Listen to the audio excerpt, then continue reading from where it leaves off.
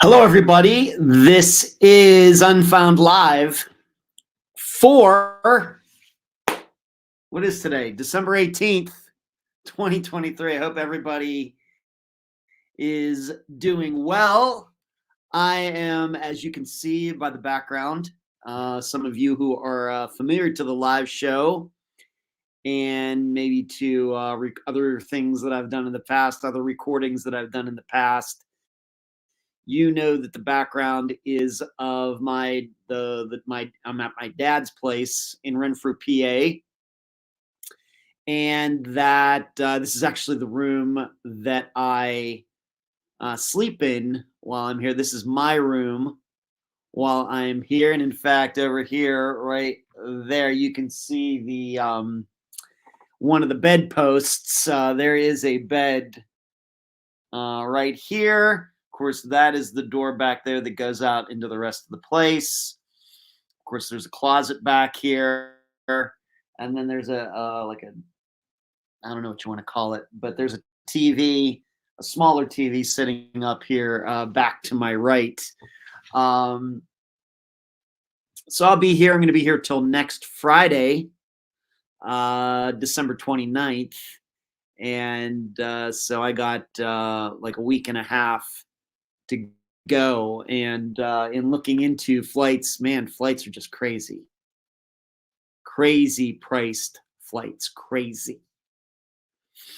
So I got a great show for you tonight. We had some new, I'm going to be talking about some very, very recent today news regarding a disappearance Unfound featured way back in 2018. I'm going to tell you as much as I'm allowed to say about my trip to Colorado. Of course, I've been there, and then to Pennsylvania since you saw me last time. Going to talk to you about there was a statement released a few days ago regarding Jason Landry's disappearance. I got some insight into the Consult podcast, the third and final episode of their coverage of Jody Huisentruit's disappearance. I want to talk about that. Going to talk about this French boy that was found 6 years after he went missing.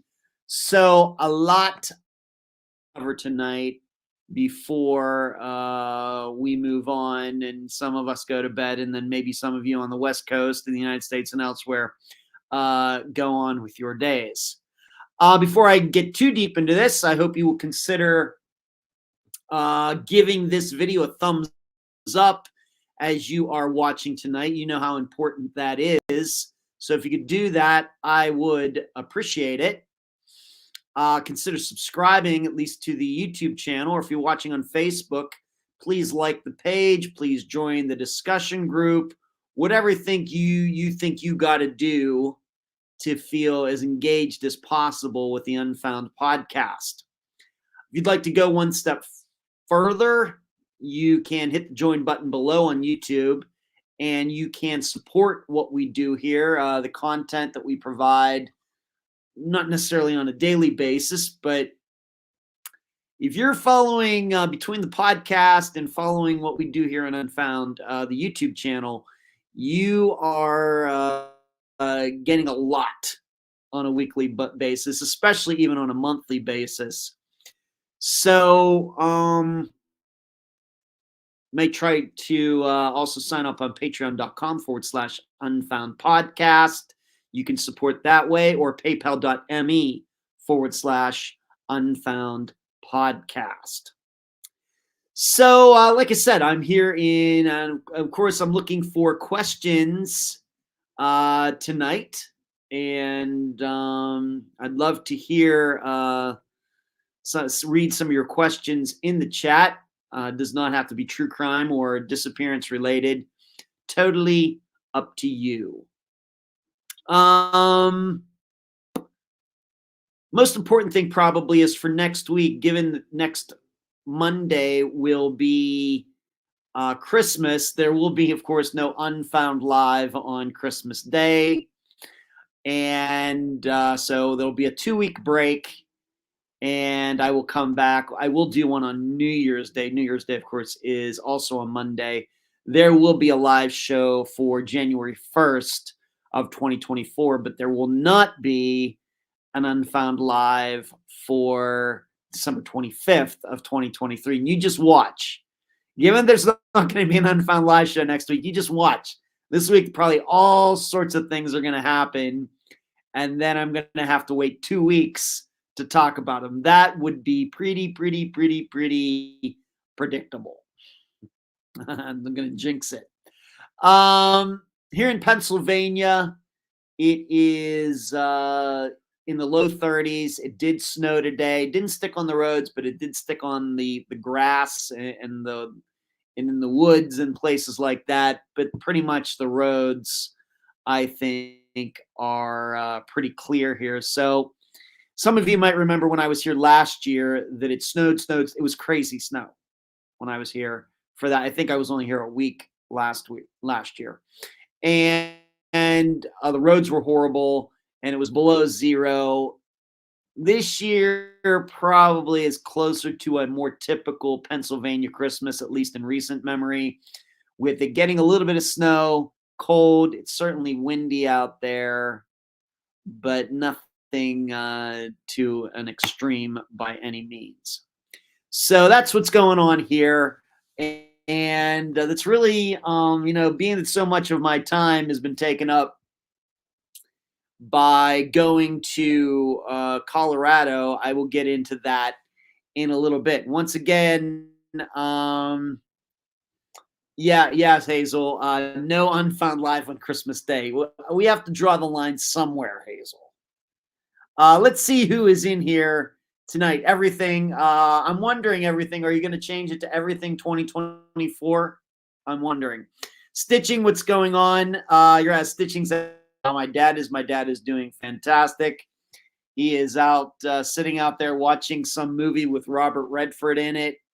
He is doing great. We went out for breakfast today.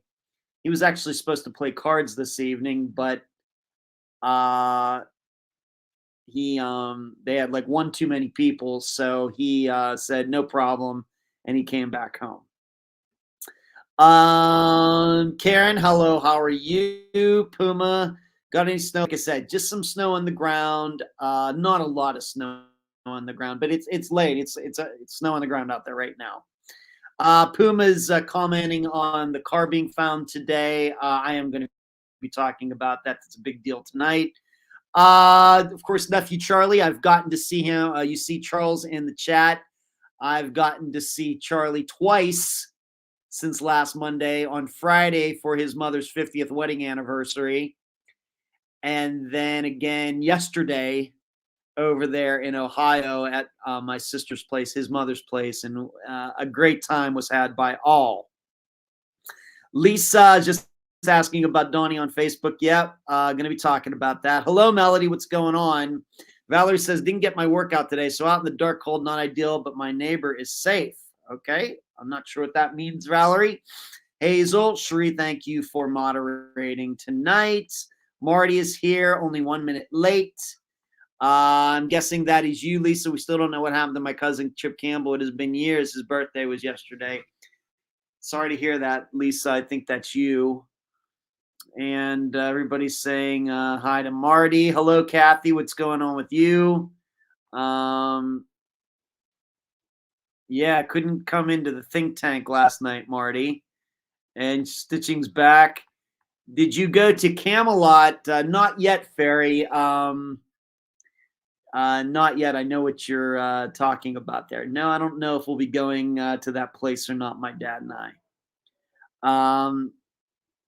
There's Rockford. What's going on? Good to see you.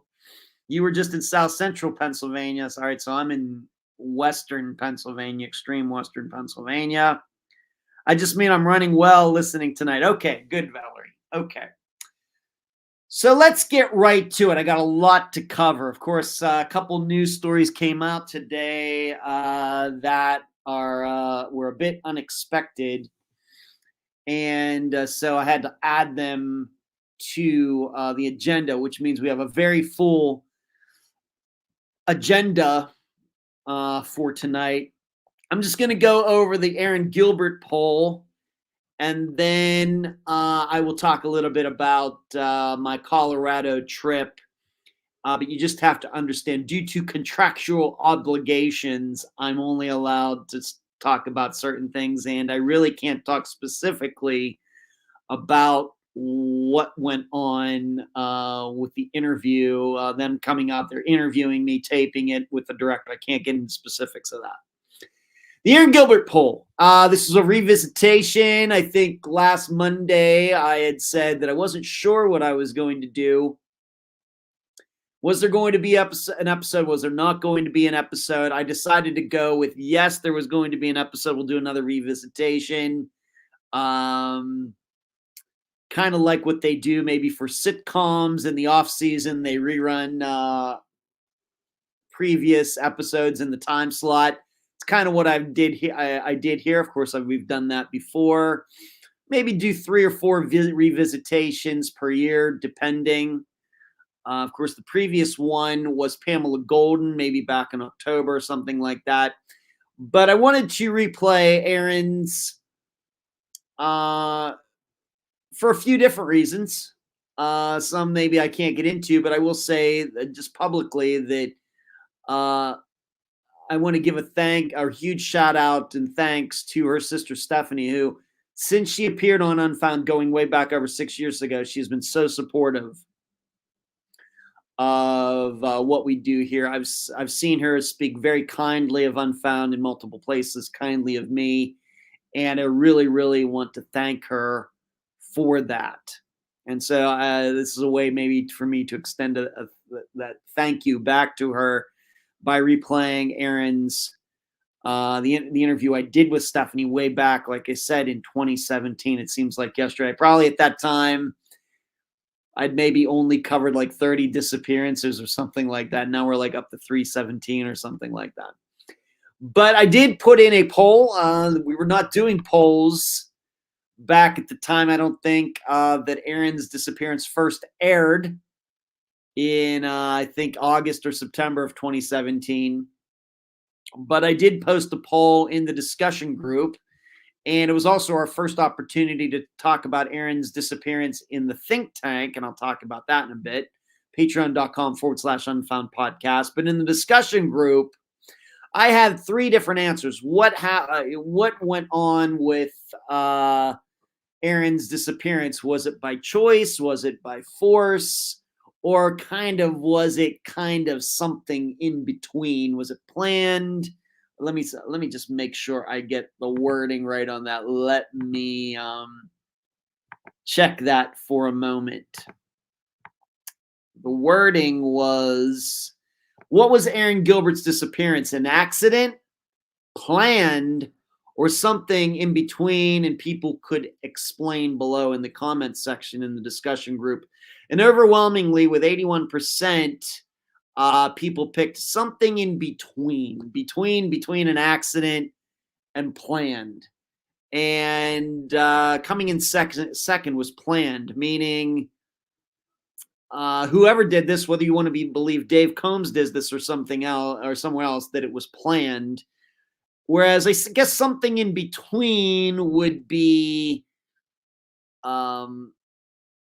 something going too far, not planned, but not an accident either.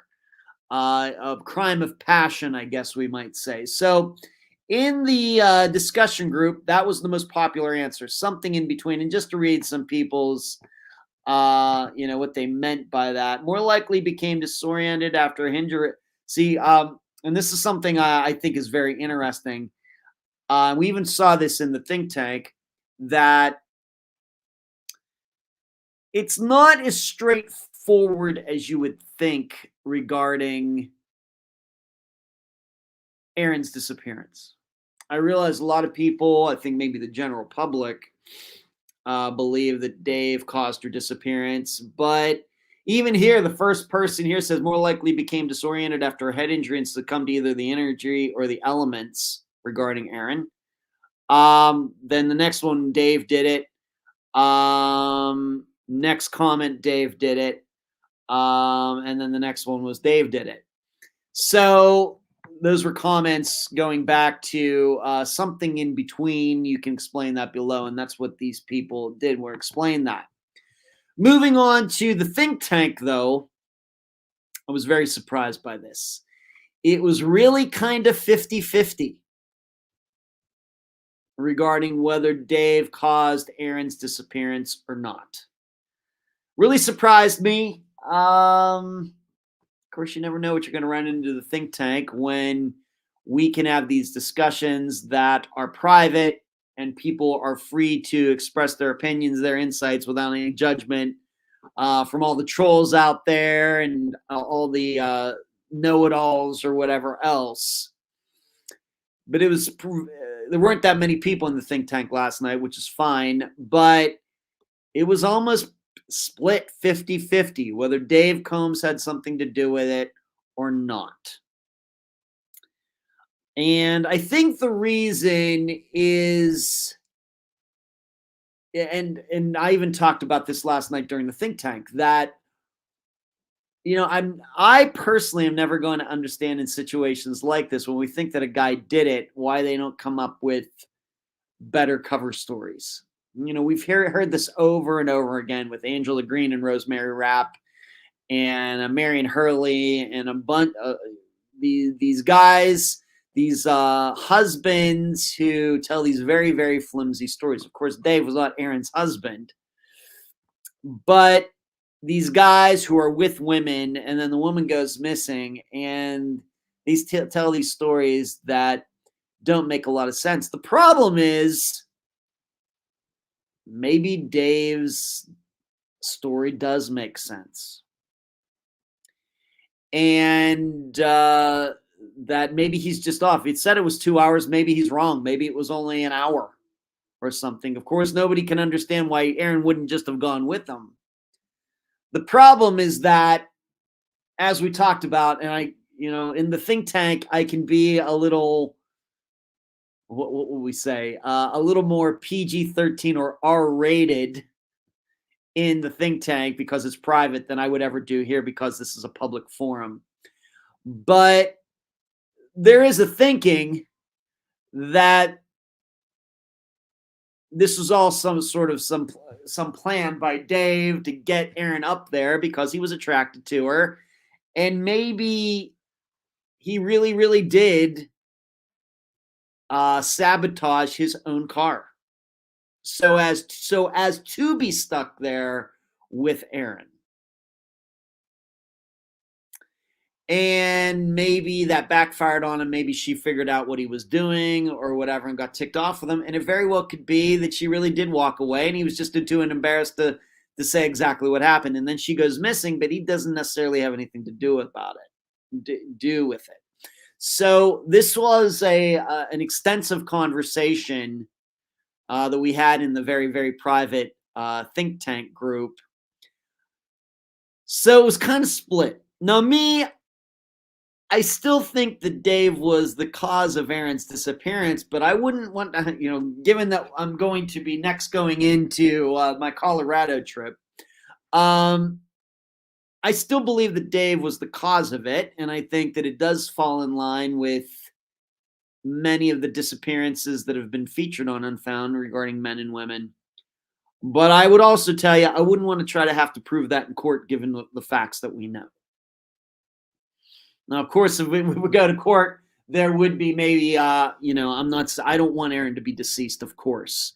But if she is deceased and her remains are found, obviously Dave is going to be a pretty good suspect. But of course, it depends what state the remains are in. Are they buried? Are they not buried? There's a lot of factors going into it. But right now, I wouldn't, given the situation of this disappearance 28 years later, I think Dave did it, but I sure wouldn't want to be forced to try to prove that in court. There are many others that we've covered that are similar to Aaron's disappearance, which I think are much clearer, like Angela Green's or Marion Hurley's and many others. Aaron's is not like those. It's kind of like those. It's in the very general category of the man said, but I just don't think it's as obvious as some of those.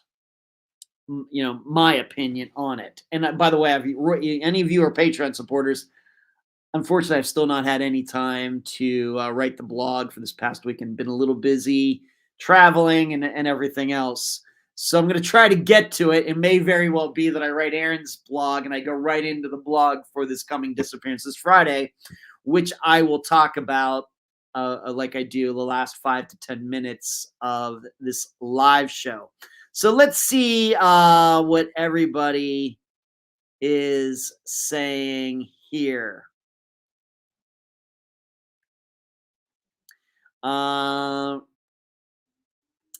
Rockford says, I don't even want to admit how much time I thought about the Gilbert case last week.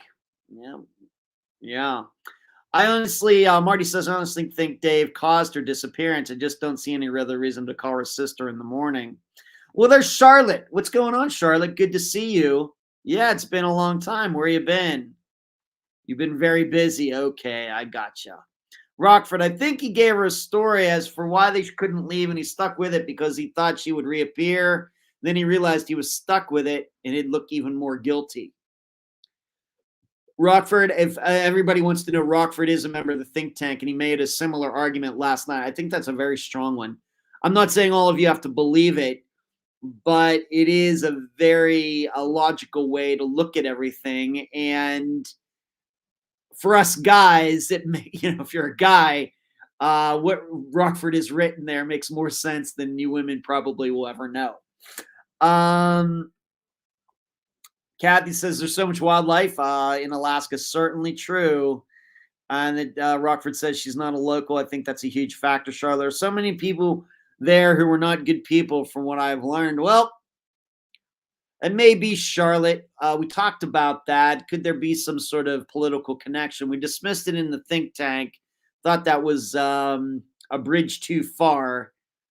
But if you want to think that, that's totally fine. We dismissed it.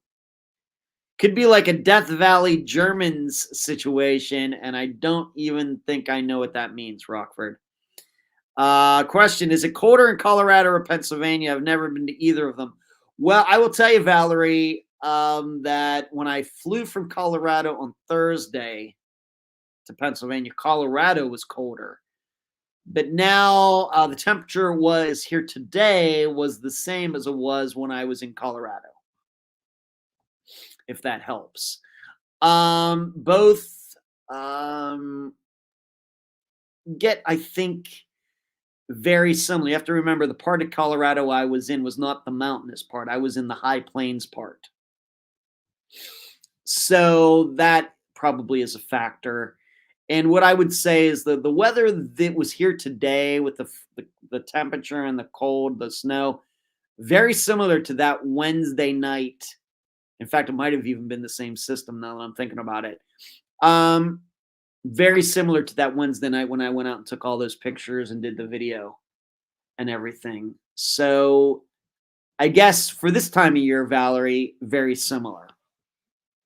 So that's the disappearance of Aaron Gilbert. I think another factor, when we were analyzing it in the think tank, I brought up Zoe Campos, like I did in the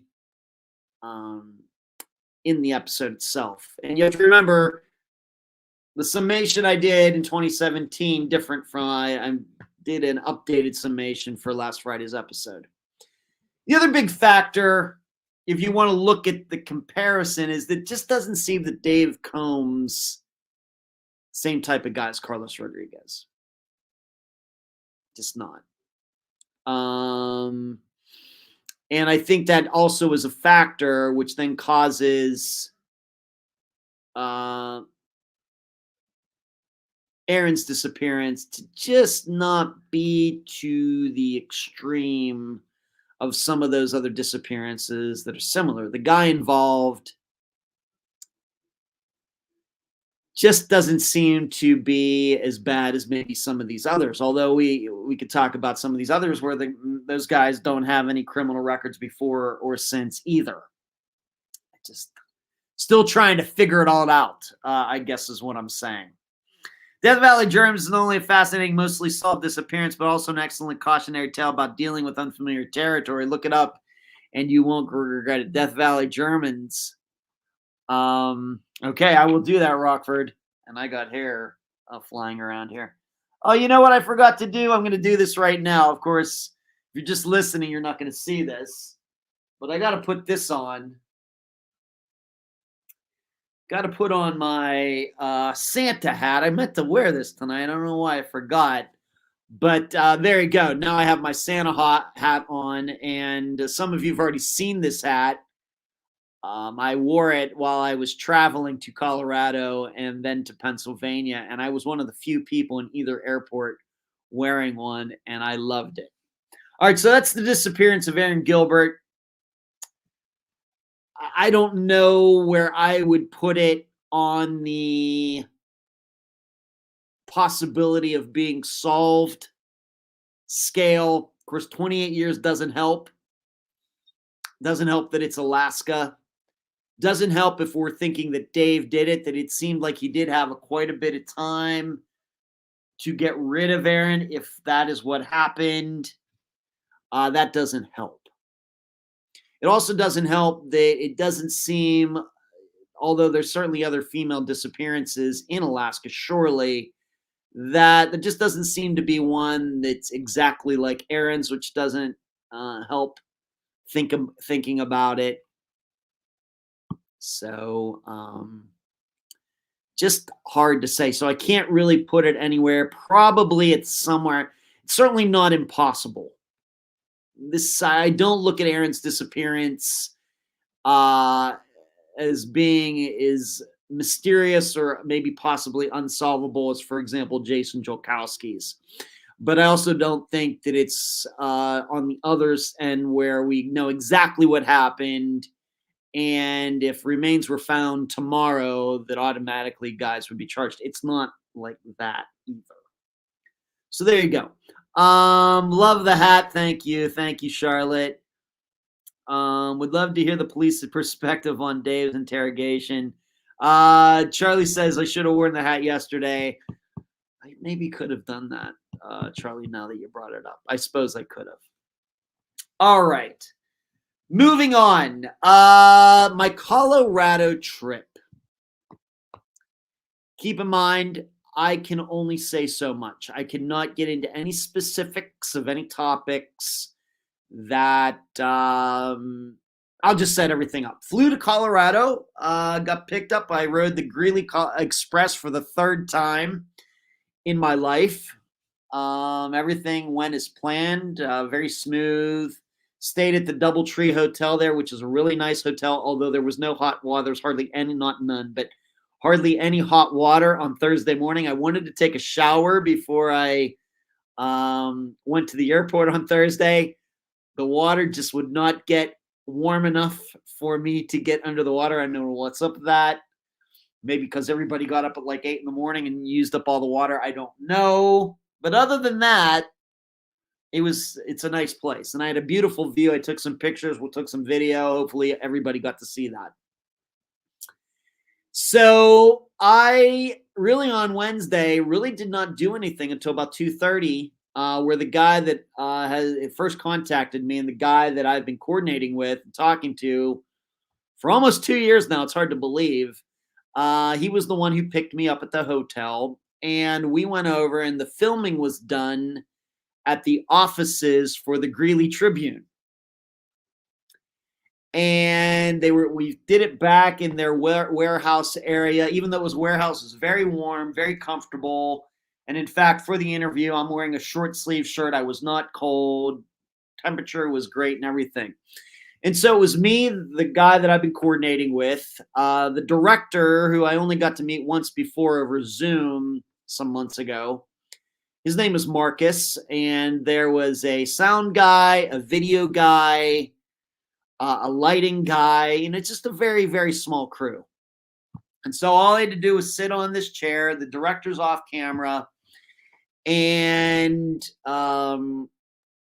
he just proceeded to start asking me questions about myself, how I became like I said, just went from one thing to another, went to the trial, on and on and on. And once again, I can't get into specific questions, but trust me when I say probably there are a lot of questions you can imagine that the guy asked me that he asked me. There, my bio and stuff like that, which, as you know, is going to be part of any interview probably that anybody does. I did not see any other guests while I was there. I don't even know. I'm guessing they did interview other people that day before me. I don't know who those people are. I did not run into them. I'm sure that I was the last guest of the day, pretty sure. And so it was really went for about an hour and 45 minutes. There was, I really did not do any studying on my part, which probably I regret at least a little bit. And the director had like a pad that, he was going through things that he wanted to ask me. And like I said, I cannot get into any specifics. I'm not allowed to do that. What I will tell you is this. What I can say is that I wish I had more opportunities. Not TV opportunity. I'm not talking about that. I wish I had more opportunities to be interviewed by people where they're asking me more about insights into disappearances. I know we do that with Dr. Zalesko, once every 6 months or whatever, the anatomy of a disappearance or something like that. But I don't mean necessarily so I could spread the word more. Of course, I love educating people. I love spreading the word about disappearances and everything. But I wish I could get interviewed on that topic more so I could brush up on my shtick. So I could feel a little more, not confident. I know what I'm saying is true, but finding the right wording. Because how I felt in being interviewed by the director, not his fault, my fault, is that, a huge part of the way I feel about Janelle's murder, Steve being charged and being convicted and everything else, is based on my experience of the last 7 years. And what I find is I have a hard time explaining my personal experiences and talking to people who really don't know. Really don't know about this stuff. I think that they take a lot of things for granted. I'm not saying the director's certainly educated, certainly educated, has all his notes about Janelle's murder and about Steve and everything else. Absolutely. But there's more to disappearances and murders than one disappearance and one murder. And if you are only, this is something that I run into with many guests, is that they will start telling me about how the police aren't calling them back and how they're not doing searches and this and everything. And because they only know about their personal disappearance, they automatically think some sort of conspiracy is going on. That, of course, we have had some where maybe that's, of course, like Robin Abrams, that certainly was going on. But for the most part, we don't really believe that most of these police departments or any particular police officer was involved in the disappearance or was involved in the cover-up, although that has been a topic from time to time. But there's so many guests because their experiences are so negative that they start thinking, is the police in on this? Is there some sort of cover-up and everything else? And then it takes me to come along and tell them, you know what? It's pretty common. Whether it's a state police department, a city, local police, county sheriffs, or whatever else, this is just how things are. It's horrible, but this is where we are. And I can tell you that a lot of these guests, although they find it disgusting too, a lot of times they're very relieved to hear that, oh, this isn't odd. This is par for the course. It's horrible, but now I'm not so paranoid. I wish I had it, and I think I did maybe a good explanation of that right now, but I can't hit it solid every time that this topic comes up. Because a version of this did come up in my interview with the director. Like I said, I cannot get into the specifics. And I felt like I kind of let my point of view down. And that's something that is sticking with me because I think I can say this. I can say this publicly because I've said it before. Steve Pankey, although weird, and I don't think he's even that great of a guy and everything else, he is unusual, but he's not rare. And we have to remember the definitions of unusual and rare are different. They have different definitions. They only sometimes mean the same thing, but really, there are millions and millions. In fact, all of us, I guess, in one way are unusual. But when we get to the definition of rare, it's something different. And this is a hard concept, I think, for a lot of people to understand that don't know a lot about a lot of different disappearances. And this is why I've continued to say Steve might have absolutely killed Janelle, but let's not think he did it just because he's weird or because certain people who don't know a lot about disappearances think he's weird, think he's one of a kind, and all these other things. He's not.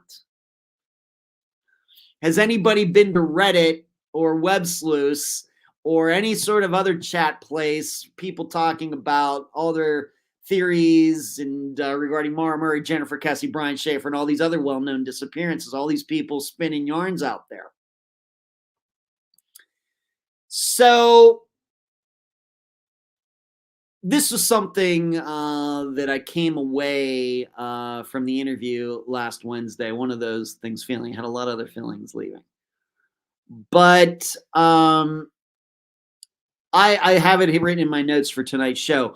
I still have a lot to learn about communicating my experiences to the uneducated public. All right, now for all of you, you get it. You're listening to Unfound every week. I appreciate it. Thank you so much. Guess thank you as well.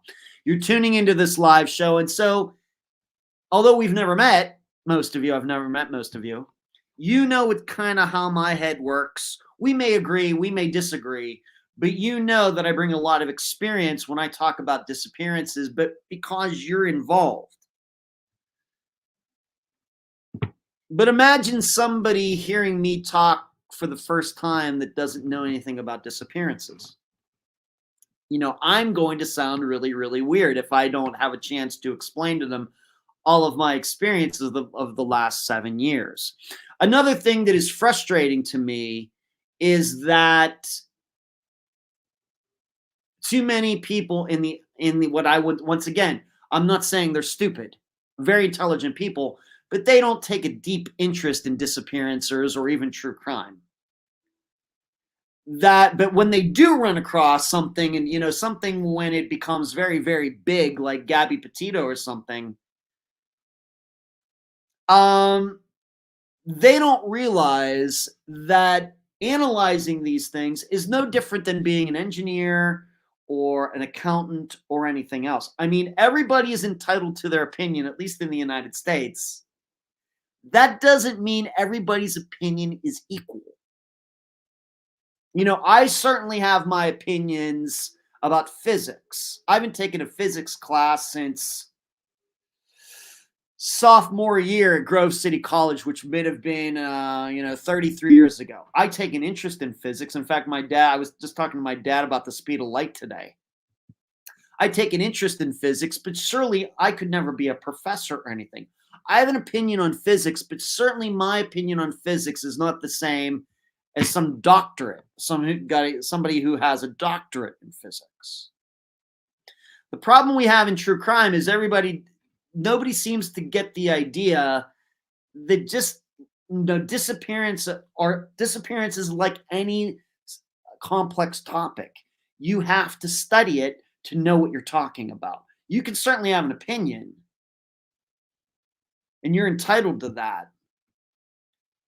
But it is amazing to me, not just with what kind of went on last Wednesday, but this is something that's very common to me, that it's sometimes people who I talk to, like families, maybe people who don't end up on the podcast, I'm trying to offer them my experience of 300 some disappearances. And they're like, well, you really can't relate to me. You don't know what we've been through. Well, it's true. I've never had a disappearance in my family. That's true. But so this is, I find this area to be a very difficult place for me. Not enough people at this point understand that disappearances are something that need to be studied if you're going to talk about them intelligently.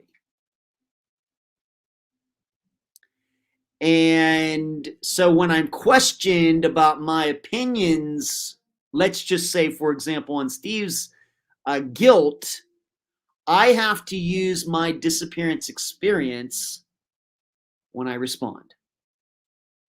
Whereas everybody else who is responding is just responding because he's weird and these things. And as I would say, that's not proof. So, like I said, I still have a lot to learn about communicating my experiences, my disappearance experiences, to the uneducated public. I do not feel that I did that very well when I was interviewed. Now, who knows how it's going to be edited? Who knows? It very well could have been that I did the most perfect interview ever, and depending on how they edit it, I could come off, looking like a complete a-hole or completely dumb or whatever. It's totally in the editor's hands now. So it might not have even made a difference. But I'm just looking at myself, my own performance, and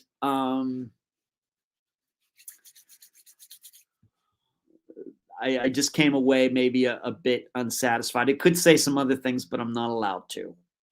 So there you go. What is everybody saying like this?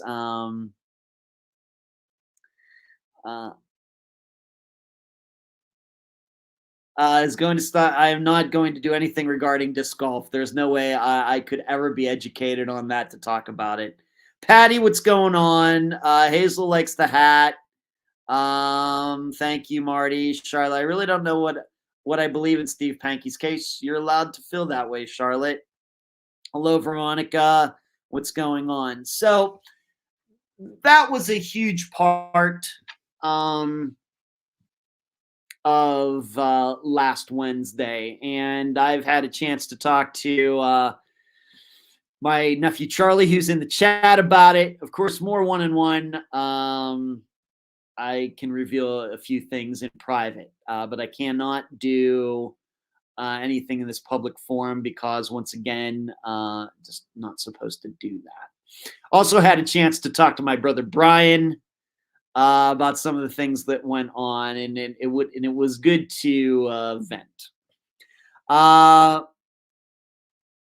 Kenny Main said they leave so much out of interviews for TV shows. Charlotte's, yeah, I mean, they interviewed me for an hour and 45 minutes, and surely I'm not going to be on there for an hour and 45 minutes in these. I think it's going to be a 3-part series, 3-episode series, probably going to be an hour long. I mean, an hour and 45 minutes would then be over 50%. I mean,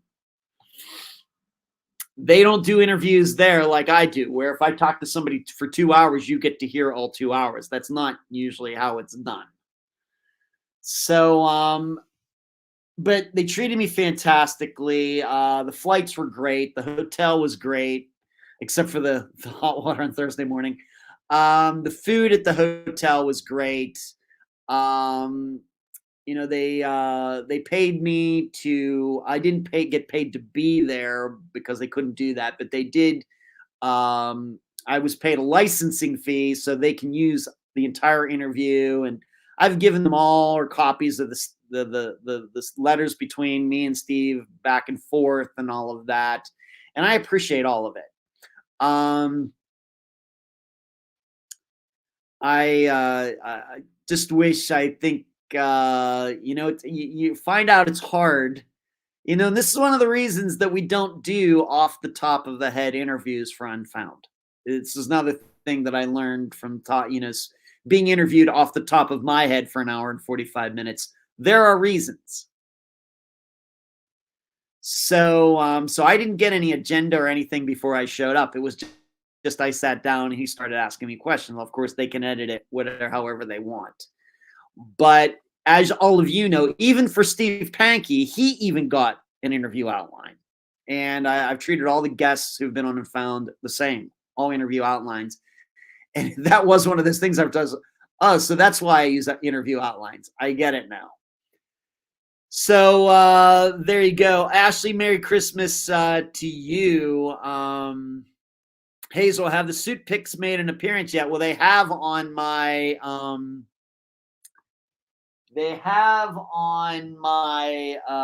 face page on Facebook, but I can show you one, Hazel. Let me pull one up here very quickly for a moment, and then we'll move on to some other things.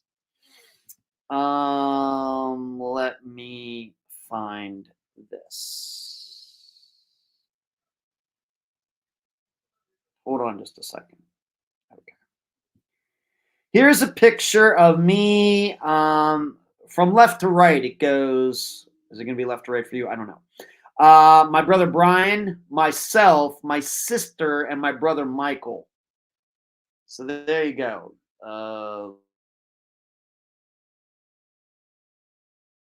Did I lose? Oh, there we go. I'm going to try to keep it up. So there we are. You can know we're made. So the guy beside me is my brother Brian, who lives with me, close to me in Florida. That's the guy who picks me up at the airport and took me to the airport. We're on a trivia team together. Then my sister Diane, of course, she's the woman in the picture.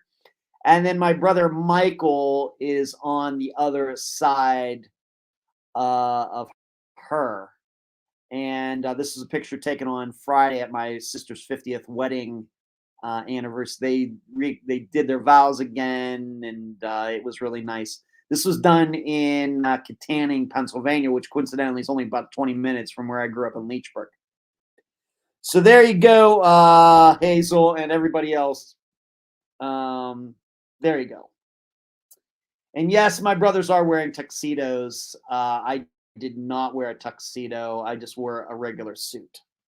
All right, so there you go. That's a picture of me. So that's what I look like in a suit. Who knows when I may wear a suit again? I just don't know. I was thinking that I don't think I've worn a suit since my mother died. In fact, my dad was saying the same thing. He doesn't think he's worn a suit since my mother died over 4 or 5 years ago. Valerie's saying to Charlie, my nephew's who's in the chat, tell us, Charlie. Yeah, Charlie got a lot more of the backstory on Colorado than I can say. But he knows, Charlie knows. Veronica, yeah, Cherie, nice, thank you. There you go, nice. Good looking family, Ed. Yes, thank you. Lisa, I would never, well, I could talk about my brother's ages. I suppose they wouldn't mind, but then that would reveal my sister's age and she would mind. Let's just say they're all in fantastic shape for their ages. If you're looking at them and saying, wow, they look great, they do for their ages, for sure. I could only be as fortunate when I get to that age. And thank you, Charlotte. Well, now he has a sponsor as well out of Texas. I'm not sure what you're talking about, stitching. Valerie, forgot to say you look nice in a suit even though you disliked wearing it. Yeah, I couldn't wait to Just to give you an idea, my dad and I drove over there. I didn't put on the tie and the suit jacket till I got out of the car at the place. And then when my dad and I left, I took the suit jacket off and the tie before I got back in the car. Yeah, Facebook. That's right. For some reason, I thought it was yesterday. Well, yesterday we all got together for Christmas, being that everybody's here at my sister Diane's. Marty, you look sharp, Ed. Oh, Marty, behave. So let's move on to some other stuff. I can tell you this not going to be an Unfound now for this month. Going to kind of take the month off regarding that. Of course, they usually come out at the end of the month. And there will also not be a Found episode for all Patreon people. Just once again, just going to kind of ease into the rest of the year, in addition to the fact that I'm up here seeing my dad, and that just is going to give me some more work that will take me away from spending some more time with him. Let's move on to the big news. I guess in one way I'm surprised, but in a not. Once again, this is one of those things. As a disappearance person, maybe a lot of people are really shocked about this, but I'm kind of surprised, but not surprised about the story that I'm about to talk about. It's Men's Warehouse may be looking at sponsoring Unfound if this keeps up. Rockford is here all week, everyone. Be sure to tip your waiters and waitresses. You'll email me later? Okay, Stitching, you can do that. All right. This next article is in relation to the disappearance of Donald Irwin. This is a disappearance that Unfound featured in 2018, maybe late 2017 or early 2018, somewhere in there. A car link. This is out of Camdenton, Missouri. A car linked to a man who went missing 10 years ago in central Missouri was recovered recently from a pond in the county where he was last seen, authorities said. The sheriff's office called the discovery of a major break in the missing persons case of Donald L. Irwin, who disappeared at the end of December of 2013, so almost exactly 10 years ago in Camden County, which is in the Ozarks. His sister Yvonne was the guest. In fact, I did talk to her. I'll tell you what she had to say after I read this. Irwin was last seen around 9:30 a.m. on December 29th, 2013, according to the bulletin describing his case. At the time, he was driving a silver 2002 Hyundai Elantra with a Missouri license plate MK6 E3P. On Saturday, so 2 days ago, a light-colored passenger car with a license plate matching Irwin's was pulled from a pond on private property in a section of the county called Camdenton, and that's, if you go back and listen to the episode, that's where he lived. Investigators had determined that the vehicle is Irwin's Elantra, and the sheriff's office said his family was notified of the development. Deputies and detectives from the sheriff's office were able to pull it from the private pond with the help of a fire protection district dive team. Only after it was initially spotted by a freelance videographer and drone pilot who took an interest in Irwin's disappearance and began to investigate independently. The videographer, James Hinkle, contacted the owner of the property where the small pond is located earlier this month, hoping to probe the area more thoroughly after believing his drone had spotted a submerged car in the water while flying overhead. Authorities said Hinkle received permission from the property owner to search the area on foot and by kayak, which is how he discovered the Elantra.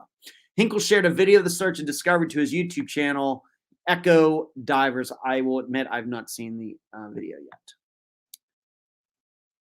Irwin was 59 years old when he disappeared. Authorities have described him as standing 5'8", with brown hair and brown eyes. On the day he was last seen, Irwin wore a blue coat, blue jeans, and gray loafers. He was missing his left leg above the knee and had a scar from his left elbow to his left wrist. The missing persons bulletin for Irwin noted that he might be using crutches if he were to be found. Investigators were processing the recovered Elantra for evidence on Monday and searching both the pond and surrounding area for any human remains. So yes, the car was found. His remains were not in it. In their news release, the office thanked all the law enforcement officers, firefighters, and volunteers who have helped investigate this case over the past 10 years. So most importantly, the body was not in the car. This is not like Esther Westenbarger's, where her car was found after many, many years, almost about the same time, about 10 years. And she was in the car. Now, I had not talked to Yvonne, his sister, in quite a long time, some years. And so I thank her for responding to me, even though I messaged her out of nowhere today after I read the news. So if you're Yvonne, you're out there, I appreciate you getting back to me, even though I know we haven't spoken in a while. There's some things she could tell me and some things she could not tell me that she was not allowed to say. What she did say was that where the car was found was not near where his phone last pinged. And I'll get into the details in a bit if some of you forget Donald's or haven't even listened to the episode yet. The car was within 5 miles of his home. And there was a suspicion. I don't know, maybe it's going to end up being true or not. But I think if you were to go back and listen to that episode, you would find that Yvonne, the way she talked about Donald's disappearance, would lead the listeners to believe that her family thought that the woman in Donald's life had something to do with it. There was some partying going on there. I think that Donald had been telling his family about how Yvonne was inviting other men over. And really, the details of his disappearance, the story, does not about this going back up to this. Irwin was last seen around 9:30 a.m. on December 29th, 2013. I think that story actually, unfortunately, comes from somebody who is not reliable. So there's that. There were some things going on, and unfortunately, all today, I did not have a chance to go back and look at my notes, which is certainly on one of the external hard drives that I brought with me. I take them everywhere when I travel because you have to remember, after 7 years of doing Unfound, I've gone through some hard drives and filling up hard drives. So I've had to dump everything onto external hard drives by this point, both like the episodes, the MP3 files, the GarageBand files, any docs, any interview outlines and everything. Everything's been put onto external hard drives at this point. I'm sure my notes are on one of these external hard drives. Unfortunately, I didn't have time to look at it today. I did ask Yvonne what the exact location was, and she's not allowed to tell me. I'm not saying locals don't know. I'm not saying that it might be posted out there somewhere, maybe even in this video from Echo Divers on the YouTube channel. Maybe it's even mentioned there. Like I said, I've not had a chance to watch the video, but Yvonne, was not allowed to reveal the exact location. Had she, I would have done a Google map sometime before the show started tonight and tried to figure out, is it possible that he just ran off the road and this was an accident, like Esther Westenbarger's? Or could it be somebody was trying to get rid of the car and hide it? Without knowing the exact location, it's hard to say.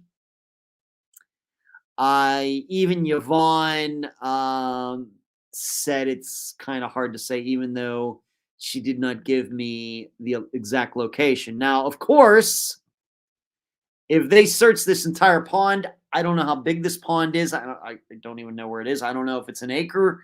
Is the pond an acre in coverage? 3 acres? I don't know how big, when does a pond become a lake? I don't know. But surely, if there are no remains are found in the water there, then we have to start thinking this was foul play. That would move up to theory number 1. I mean, is it possible that Donald pushed his own vehicle into the pond? I guess.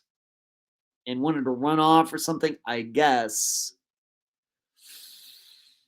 But you'd think if he was going to do that, he would have driven a lot farther than 5 miles from his home to do that. So if his remains are not found in that pond, you got to believe this was foul play. And of course, it would mean that his remains are elsewhere. On the other hand, I think if his remains are found in the pond, then what does that mean? How would his remains have gotten out of the car or something? Was he driving and it was an accident and he tried to swim his way out and drowned, and that's how then his remains got out? Maybe, I don't know. So I don't know how deep this pond is. I don't know. But I think it makes sense that if his remains are not found in that pond, that this almost has to be foul play. And if you're wondering,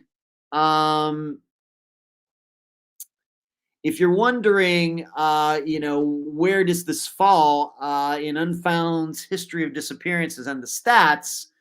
As I've said before, Unfound has covered very, very few disappearances where the person and a car went missing at the same time. Not very many. I would say it's under 5% of all of the disappearances that we've covered have also missing cars. Of course, a couple of those cars were found, like Esther Westenbarger with her in it. Of course, Eric Franks' car was found. He's still not been found. And you can go Harry Milligan. What are some of the other ones? But, my impression is that maybe Donald Irwin's, because I have to admit, I've not mentioned Donald that often over the last so many years. But his is one with a car that was missing too, and now the car has been found. Audrey Herron is another one where a car is missing. So that's just to name a few. Jansen Brewer, Daniel Braden is one where a vehicle is still missing. So, but like I said, not that many. I think, and I've talked about this before, given between Chaos Divers and Adventures with Purpose and everything, I think it gives the public a very skewed idea about how many disappearances involve cars. You'd think it was like 50%. Whereas given that we've covered a lot of different demographics and a lot of diversity of the people we've covered or featured on Unfound, it's like a 5% type of disappearance, not 50%. So, am I surprised? I'm not surprised that the car was in a body of water. I'm not surprised it was so close to where he lived. I will just have to say that I'm a little surprised that there were no remains in the car. That's my experience as a missing persons expert, that I continued, my continuing education. The general public, like I was talking about earlier, talking about being in Colorado, I'm sure the average person who doesn't know a lot about disappearances would see something like this and think something totally different. And unfortunately, they probably would be wrong. So there you go. Yeah, Hazel, no remains in the car. Marty says this month went by super fast. Yeah, the last decade has gone by very fast, Marty. Lisa says, look at you, Lisa. March 23rd, 2018 was the date Ed aired Donnie Irwin's episode. I'm listening again. I'm familiar with that area and also dated a one-legged man for 9 years. Wow, Lisa, look at you. Hazel says, remains not in the car. Nope. Facebook user, thank you for the complimenting my Santa look. Charlotte, Ed, what do you think about the Australian woman who was exonerated in the cases of her baby's deaths? Unfortunately, Charlotte, I maybe saw the headline, but I've not read anything in depth to have a comment at this time. Kathleen Folbig, just have not really read up on it, Charlotte. Sorry about that. In my view, Missouri takes the cake when it comes to states with the most unusual disappearances, true crime cases. I would like your reasoning for that, Rockford. Hazel, if Irwin's remains aren't found in the pond, then it must be foul play, Hazel says. Only slight chance he may have left his life and disposed of car himself. Yeah, especially for a guy. Donnie had a lot of health issues going on. He only had one leg. He needed crutches. Yeah. As you said it, remember he was handicapped too, right, Kathy? Okay. All right, Charlotte. There you go. Sorry I couldn't answer that question for you. All right. Let's move on.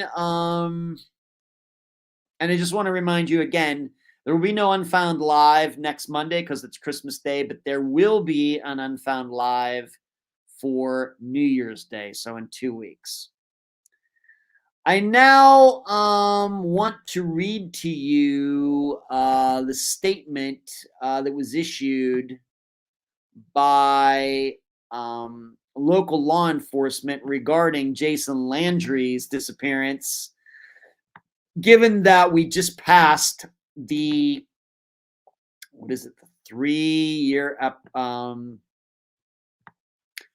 mark, and I want to thank my assistant Cherie for letting me know that this was public. So this comes from Austin. 3 years ago this week, a Texas college student named Jason Landry disappeared. Attorney General Paxton and the Office of the Attorney General Cold Case and Missing Persons Unit wish to reaffirm their unwavering commitment to this investigation and to pursuing all credible information received from the public. Mr. Landry, a student at Texas State University, was last seen on December 13th, 2020. Mr. Landry's abandoned vehicle was discovered in the early morning hours of December 14th on a rural roadway just outside of Luling, Texas. Hope I pronounced that right. Since receiving a request for investigative assistance from the Caldwell County District Attorney's Office and the Caldwell County Sheriff's Office in February 2022, the Office of the Attorney General Cold Case and Missing Persons Unit has dedicated hundreds of hours of investigative resources in this case. This includes conducting extensive forensic testing, issuing numerous search warrants, interviewing dozens of witnesses, and enlisting the assistance of experts with a wide range of specialized backgrounds from multiple government agencies and nonprofit organizations. That's funny. They never contacted me. In November 2023, the OAG Cold Case and Missing Persons Unit hosted an extensive roundtable case review of the Landry investigation alongside experts in digital forensics, geospatial sciences, data mapping, criminal intelligence, and other relevant fields from agencies including the FBI, the Texas Rangers, and the Department of Public Safety, Texas Search and Rescue, the Caldwell County District Attorney's Office, and the Travis County Constable's Office, Precinct 3. Once again, never contacted me. The panel thoroughly examined all parts of the case and concluded that all credible leads and investigative steps have been thoroughly pursued up to this point. The Texas OAG's Cold Case and Missing Persons Unit considers this matter to be an ongoing and active investigation, encourages anyone with credible information about the case to contact the unit at texasattorneygeneral.gov/cold case tips. Our thoughts remain with the Landry family during this difficult time. Of course, this disappearance, then Unfound featured at the beginning of 2023. Jason's father was the guest. You might also remember going way back that on John Lorden's YouTube channel, he asked me to co-host an episode with him, which was fun, where we originally interviewed Kent Landry. And then, like I said, Kent came on to Unfound in early 2023. There's nothing that I read in that statement, nothing that I've heard since the episode aired almost a year ago to change my mind that Jason Landry unfortunately is deceased, and that he is somewhat what I would call in somewhat the immediate area of where his car was wrecked. I think going back to the Jamie Lee, it's amazing how many compliments I got about doing the math for everybody in that episode. I didn't see that coming. But I think doing the math like I did in the summation for Jamie Lee's disappearance shows you how making just a 1% mistake over and over and over and over again can add up. It's still just 1%. But like I said, when you're talking about going out so many miles in each direction, and suddenly you're talking about if you miss 1% of the area, It is a huge area. You can say it's only 1%, but it's still a huge area. And, of course, on top of that, the numbers, it's the numbers,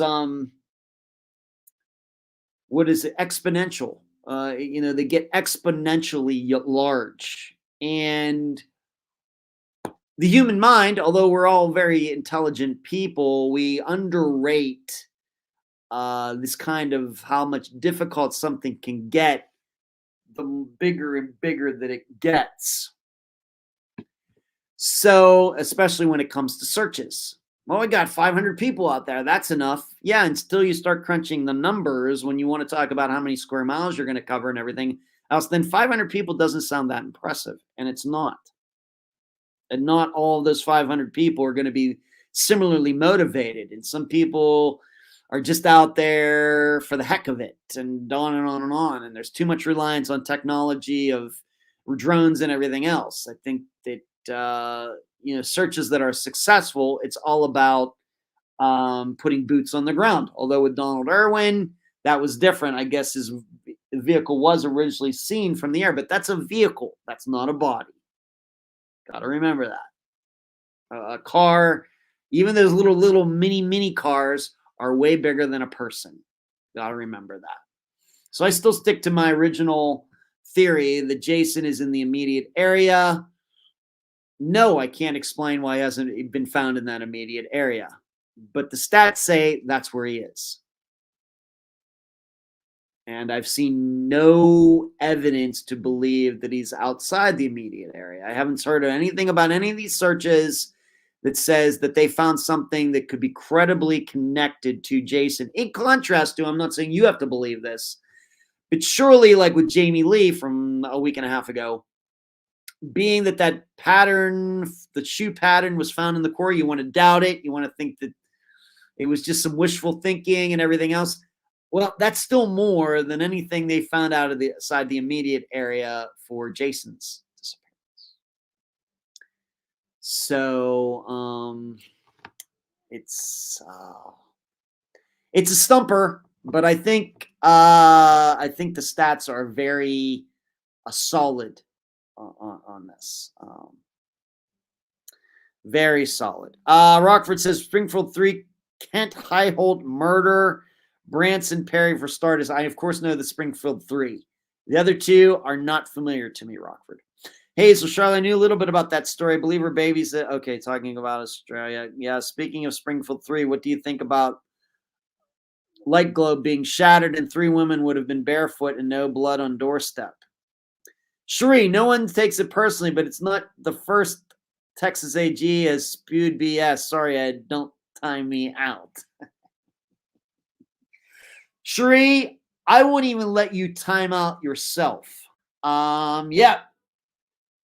Texas AG. Yeah, Texas AG. When we know what you're talking about, Cherie. Isn't that part of every AG's job description? Rockford going there. Rockford, that's okay. It's talking about the Springfield 3 some more, and then Cherie agreeing with Rockford. So that's the Jason Landry statement. Moving on. Going back to Steve Pankey for a moment. I did send him another letter. It'd been a while since I'd sent him a letter. Since I sent him my last letter, I think he sent me 5 of them. I did take the most recent 2 out to Colorado. I left them sealed so I could open them in the company of the crew. And really, neither letter was that impressive. Not a lot of information and everything. In fact, I think one of them was just Steve just listed his favorite books. I have no idea. I will tell you, though, that he's been moved. He is not now he's not in the same jail he was from this past summer. In fact, in the last letters that I got from him from some weeks ago, he actually told me that he was being moved, and he was saying it because people in the jail were after him. Whether you want to believe that, that's up to you. But he has been moved from one jail to another jail in a totally different city. And if you ever, I mean, you should know. I mean, anybody can find out where he is. You can go to the state of Colorado website, and you can do an inmate search, and it'll tell you where any inmate is. Even in, they have that Supermax prison out there. They'll tell you where any inmate is, so you can do that for your on your own. And the website has been updated. It does now show where Steve is, I guess would say, the second place that he's been. All right, let's move on to this. I wanted to talk about this boy in France. We're going across the Atlantic for this one. This boy who was found, or should I say he revealed who he was 6 years after he disappeared. It's one more reminder of why I shy away from these child disappearances. I try to be somewhat discriminating in a good way, the good use of the word discriminating. With these kinds of cases. 6 years after he disappeared with his mother and grandfather, Alex Batty, B-A-T-T-Y, was finally found by a student working as a delivery driver in the foothills of the Pyrenees in southwestern France. This is kind of down near Spain, that area. It was the middle of the night, and Fabian Assadini was taking medicines to local pharmacies near the village of Chalabray. I know I'm just going to pronounce it like it is in English. I'm not going to attempt any French here. Rain was falling when he drove past a young man walking at the side of an unlit mountain road at about 3 a.m. on Wednesday. The Toulouse student did not know it yet, but he had stumbled on a 17-year-old who decided to abandon his mother's life in an itinerant spiritual commune in the search of his grandmother in England. When his mother decided she was moving to Finland, he realized it was time to leave. He had already been walking in the Pyrenees for 4 days and 4 nights, sleeping by day and walking mainly by night to escape being seen. So he's escaping. All he had was $100 in euro in cash, no mobile phone. He was heading for Toulouse. He fed on anything he could find in fields and gardens. If you don't know what Toulouse is, actually that's where the Concorde crashed, at the airport in Toulouse. Toulouse. That airport is the one that the Concorde was taking off, I think, when it crashed. The boy was blonde, quite tall, wearing a white sweater and black jeans, was using a torch, a flashlight in the dark. He had a skateboard under his arm and a rucksack on his back.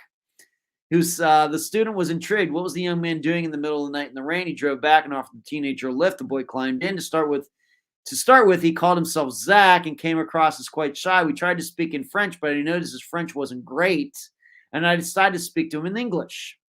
We talked for more than 3 hours. He very quickly revealed his true identity, Alex Batty, then told me his story. He described how his mother had kidnapped him when he was 12. Melanie Batty's and Alex's grandfather, David Batty, had traveled from Greater Manchester in England for a week-long holiday in Marbella in September 2017. French prosecutors have since filled in some of the gaps in his 6-year odyssey, having talked to the teenager. From the south of Spain, the trio headed for Morocco and spent 2 to 3 years pursuing a nomadic lifestyle, spending a few weeks here and a few weeks there. They had already had a taste of that alternative existence during a visit to Morocco in 2014. Alex Batty told the delivery driver that they headed north into France after leaving for a while in a commune, or living for a commune, in a commune of about 10 people in a luxurious house in Spain. By now, it was late 2020 or 2021. He and his mother had joined a slightly odd spiritual commune far from a normal lifestyle. In the Pyrenees, what followed were 2 years of a strange nomadic existence, mixing with numerous families from Canada, Spain, and India. There was apparently a phobia around certain elements of the life that meant the family would travel in a community of around 10 people. They survived doing odd jobs and gardening, going from place to place with little more than their homegrown vegetables and Melanie Batty's prized solar panels.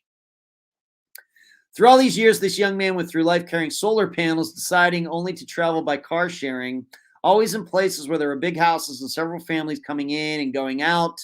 Never the same, Alex Batty made no mention of his grandfather, Fabian Assadini, and French prosecutors believe or made no mention of his grandfather to Fabian Assadini.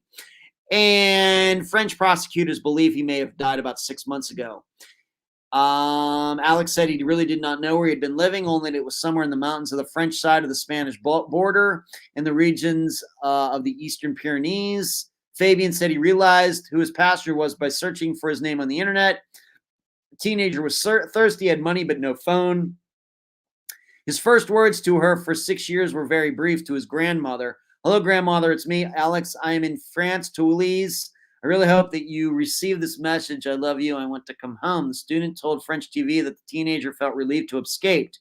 He didn't want to spend his whole life in that commune. He wanted to have a real life with a real future.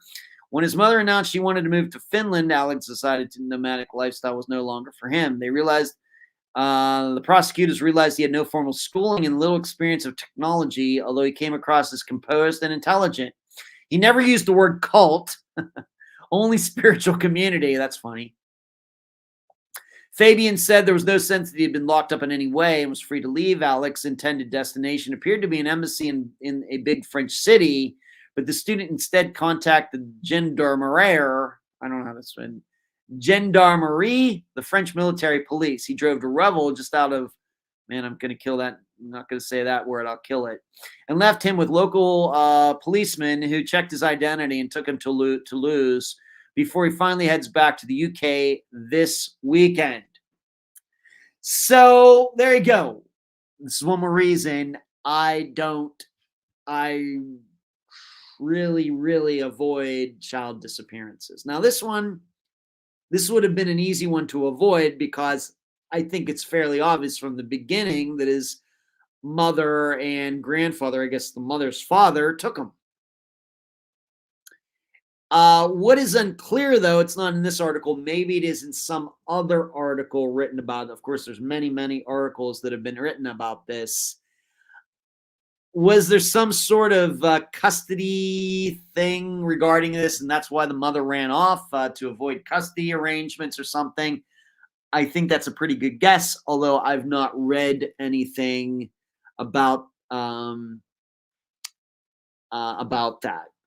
What also we should remember about this is when we start talking about sex trafficking, and I'm going to say this again. I realize that this movie this year brought a lot of attention to sex trafficking. That's not a bad thing. But you have to remember that when kids go missing and kids get abducted and kids get into sex trafficking and everything else, it's usually motivated by the parents, not by strangers. We could certainly talk about Jacob Wetterling, for example, being picked up by a total stranger when he's with his two buddies. They're on their bikes. They're out together. That guy comes up. Surely was bad luck, bad timing, wrong place, wrong time. Certainly happened that way. I've never heard any information to say that this guy was actually stalking Jacob or anything. But those are the exceptions. Those are the exceptions. This is one of those things going back to my experience in Colorado and how I wish I need to become more versed, better at explaining what's up in my head to the layperson. This is another one of those topics that you talk to the general public, you start talking about sex trafficking, they're going to think it's like strangers just picking kids up, up all the time, every day. Strangers picking kids up and just driving around picking kids up. It happens. But that's not a majority of the cases when it comes to kids disappearing and kids getting abducted and kids being forced into sex trafficking and all of that stuff. It's the parents. It's very sad. I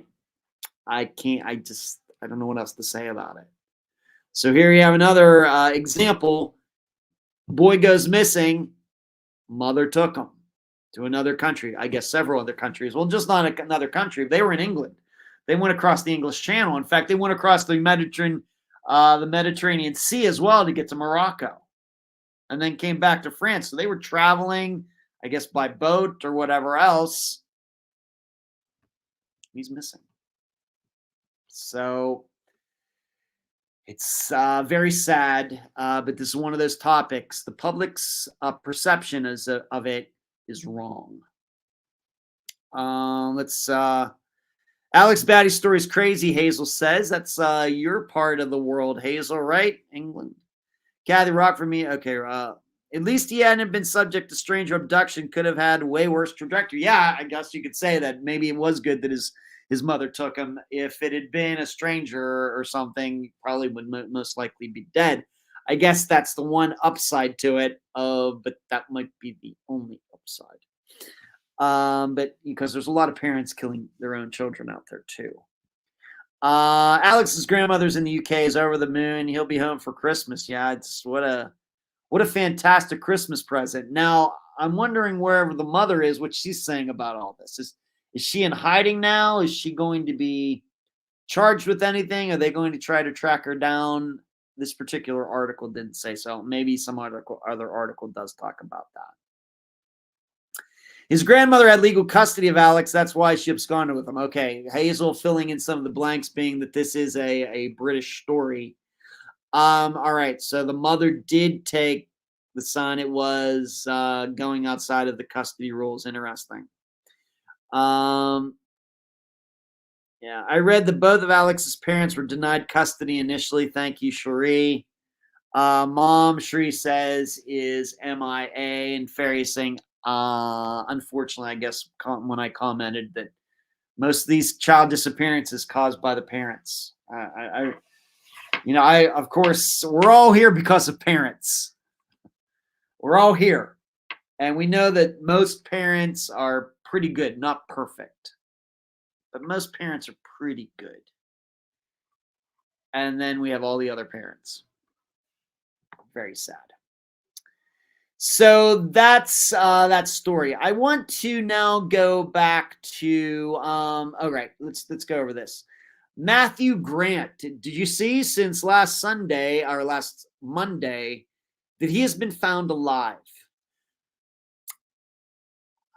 Probably somewhat surprised by this, especially given the amount of time that he went missing to then be found. And so I'm going to read this story, and maybe all of you want to comment and see what you have to say about this in the chat. Rockford says, I tend to avoid child disappearances too, but for some reason the ones that occur in the woods, parks, etc. get to me. Then you have the ones like Tika Lewis, Tacoma, where it's not parents for sure. Yeah, there's certainly disappearances where the parents weren't involved. I mean, certainly. But it's not as high a percentage as everybody thinks. Matthew Grant, a Rochester Institute of Technology student from Michigan who disappeared just before Thanksgiving, says he is grateful after being found safe in Pennsylvania. So, given the circumstances, that is an odd word to use, grateful. Matthew Grant, 22, was last seen driving away from his off-campus home in Henrietta, New York on November 20th. So just keep in mind, that's almost a month ago now. Before he vanished for weeks without his phone or wallet. I want to say a huge thank you to everyone that helped in the search process. I feel incredibly grateful to have people like you all in my corner. Grant said in a statement shared by family on Thursday, it's hard to understand just how much support you will have, regardless of how you are doing personally. I'm doing much better now that I'm reunited with my family. It means the world to me. I don't have my phone right now, but as soon as I do, I'll try and thank every person I can individually. I can't say it enough. Thank you so much. He's making it sound like he got abducted. The Monroe County Sheriff's Office in New York confirmed that Grant had been located and reunited with his family in statements shared with Fox News Digital. Thank you all the deputies, investigators who work so tenaciously, coordinating with multiple agencies, following up leads, using technology, and working with the family to locate Matthew. We appreciate our partnership with the media, who helped spread awareness in our efforts to reunite with his family. On Tuesday, authorities in Delaware Gap, Pennsylvania, located Grant's vehicle and began a grid search near Mount Mincy, which is accessible from the Appalachian Trail, on Wednesday. During the search, Grant reportedly learned that authorities were looking for him, and he went to the police station in Palmerton to call his mother and inform her that he was safe. Palmerton is nearly 300 miles from Rochester.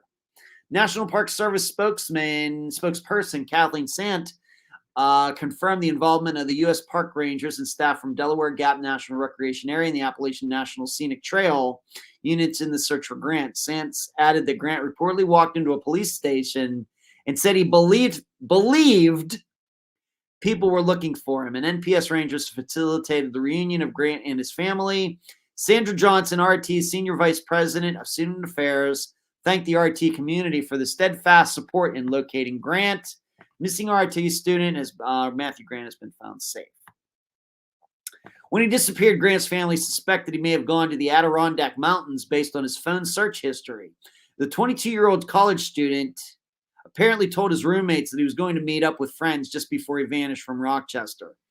Here's what the feeling that I get from this article. We're never going to know why Matthew did what he did. Unless he and his family are going to get paid big bucks like by People magazine or something, because that's how some of those magazines get their stories, by paying the people. We're probably never going to know. Once again, going back to the wording that he used,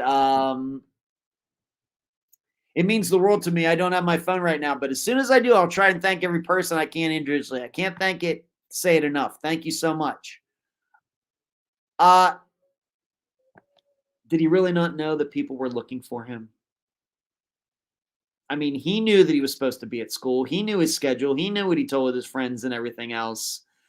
And then he kind of just strolls into a police station and says, "Oh, I've heard that people are looking for me." Imagine that. I mean, I'm not trying to be sarcastic about this, but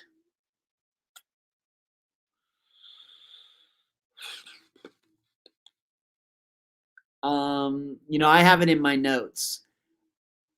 This sounds to me, as much as information as we had, as some sort of cry for help. Let's just admit it. If he drove off to commit suicide, he would have done it. And, if he wasn't able to do it within a few days of him leaving after November 20th, then he would have concocted some story to come back to civilization well before like December 15th or how recently this was. He surely also had to know, being that he knew he was supposed to be in school and he knew where he was supposed to, all these things that he was supposed to be doing. He knew people would be looking for him. And still, he's down near the Appalachian Trail without his phone and wallet and everything else.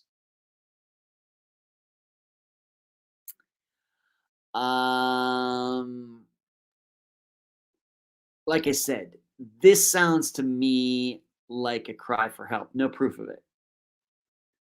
This sounds to me like a situation where some people in his life ticked him off, and he was going to get revenge on them by making them feel even worse. That's what it sounds like to me. It's what my 7 years of disappearance experience tells me. That he would just suddenly just stroll into a police station and say, "Oh my gosh, people are looking for me." I can't imagine that. So, like I said, I'm somewhat surprised by this outcome. It certainly sounded to me like Matthew Grant had a plan to maybe leave his life or something, or commit suicide. But the way this all went down here, did he really not? I mean, this story's been out there for how many weeks now? I mean, just basically since November 20th, this story has been out there. And he just comes forward now. Was he living out in the woods? Was he living off the land? What exactly was he doing? Remember that we also have to remember he came up with the story about how somebody drained his bank account. Remember that?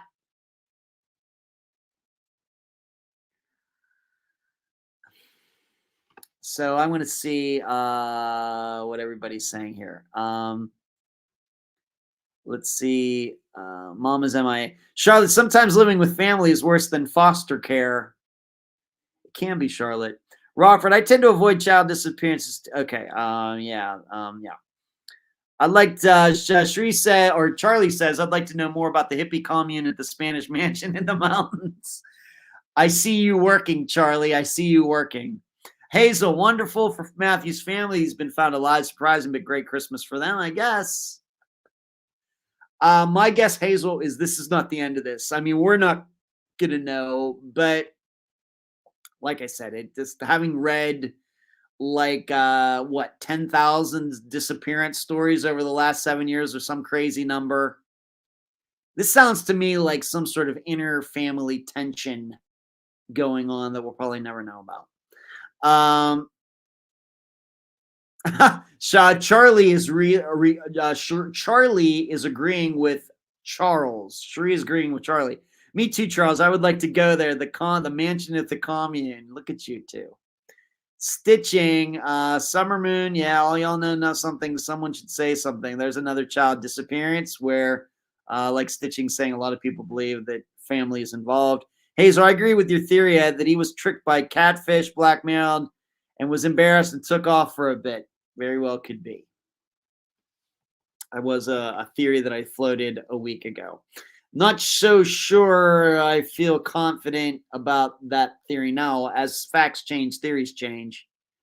But it probably could still be a possibility. Charlotte, when I first heard Matthew's case, I thought it was a scam. I can see why, Charlotte. Exasperating, Charlotte, exasperating is a good word for it. Thanks, Rockford. Yes, it is. When I see cases like Grant's, I think drugs are involved. What interests me is how they can inform us about other cases. Yeah. If we, and probably once again, unless they get paid big money from people to come forward with their story for some upcoming episode, we're not going to know what happened here. You know, unless some of his friends get the inside story and go to Reddit or Web Sleuths or something, we're probably never going to know what he was doing and what he was thinking and all of this stuff. This just something about it.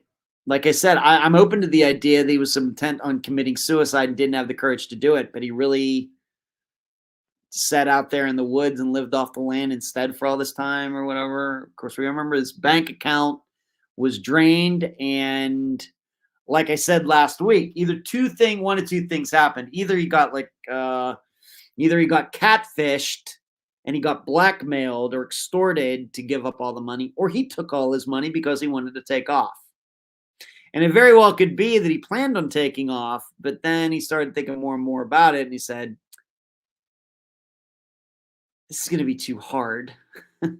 But still he wanted maybe to make some people suffer. So that's why he just stays where he was for almost 30 days. All right. Moving on. Going back a little bit to, let's see what I want to talk about next. I want to talk about the Consult podcast. I had posted, I don't know how many people took me up on it, but there is a podcast called The Consult. I think it has a longer title as well. And their last 3 episodes that have come out over the past month to 6 weeks have concerned the disappearance of Jody Huisentruit.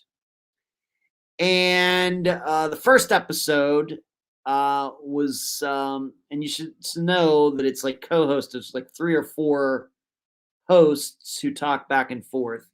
But on the first episode, they interviewed Caroline Lowe. All of you should know her by now. Friend of Unfound, guest of Unfound twice. Once in 2017, and then the next time, I think, in 2020. The second time being exclusively for Jody Huisentruit's disappearance. She was interviewed by them for the first episode. And then in the second episode, they just really analyzed Jody herself, you know, what they've learned about her personality, her upbringing, her her education, her job, all the people around her, of course, including John Van Sant. This victimology, looking at her, what kind of victim is she? And then the third episode came out last week. And finally, these people who, are former FBI profilers, involved in some high-profile cases like the Gilgo Beach killer and others, they use their experience to look at Jody's disappearance to, to voice their opinions on what happened. And I have to admit, and I told Caroline this, so I'm not speaking out of school when I say this. I have to admit, I wasn't really impressed by it. In general, I've voiced my opinion on profilers before. That do they really catch people?